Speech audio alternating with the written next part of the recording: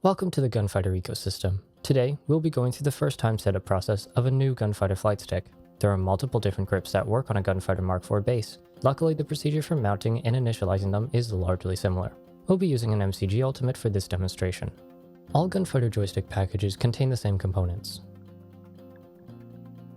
a RevC compatible grip, a Gunfighter Mark IV base, a black box 3, cables, tools, a whole lot of things in Ziploc bags, and a desktop base plate. Let's start by removing the base connector's jacket.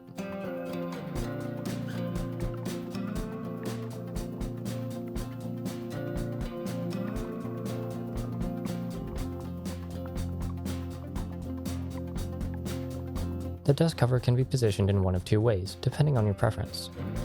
Low profile, which reduces interference in motion when it comes to shorter grips like the SCG, and high profile, which can just look cooler. Achieving the low profile entails pushing the inner ring of the dust cover in a way that it sits facing upwards, stuck under the wider disc of the connector stem. The next step is to install the base on the plate using the 4 countersunk screws.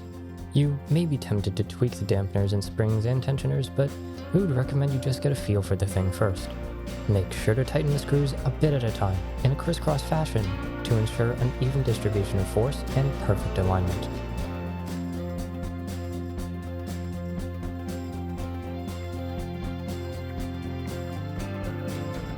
Seating the grip requires reasonable but firm force. You'll feel a bit of a click as the RevC connector passes the threshold. Give it a little more once you feel that, but do not use your body weight or do anything unnecessary like wiggling or smashing the grip. To fasten the grip, you'll use this assembly of 2 cylinders and a screw. The cylinders have a flat edge on one side and a slashed cutout on the other. Start by separating the 2 halves.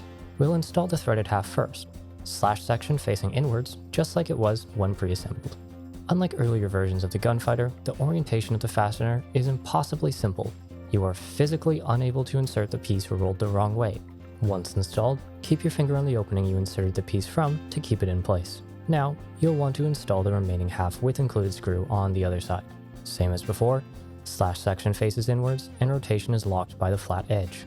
This side cannot be plugged by your finger, so roll the grip away from the fastener screw to let gravity assist you in keeping it from falling out. With both cylinders in, you'll tighten down the screw using reasonable effort.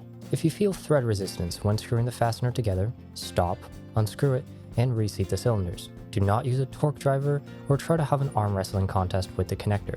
If any part of either of the cylinders is sticking out, they are not seated properly. If this is the case, extract the cylinders and start over.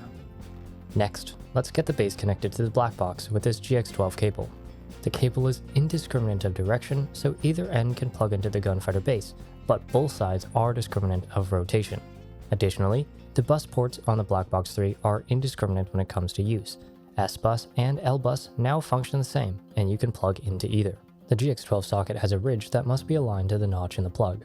Push the plug in, screw it down about halfway, and then check if the plug pushes in any further before fully screwing it down. While this is a tight connection, if you're experiencing significant resistance, you should review your orientation. With the interface cable secured to both the Gunfighter base and the black box, you can now run the provided USB cable from the black box to your computer. It is strongly advised to plug directly into the motherboard or into a powered USB hub, as a front header or passive USB hub may not be able to deliver power and signal reliably. With the joystick assembled and online, run VKB dev config as an administrator, link in the description. Select the Gunfighter from the device list, wait for the profile to load, and then under the Tools tab, click the big red default button.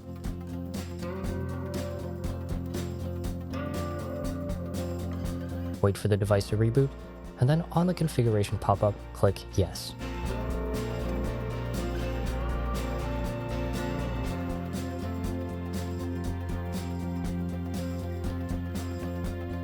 After the device is auto-configured, it will reboot again, and a calibration request pop-up will appear.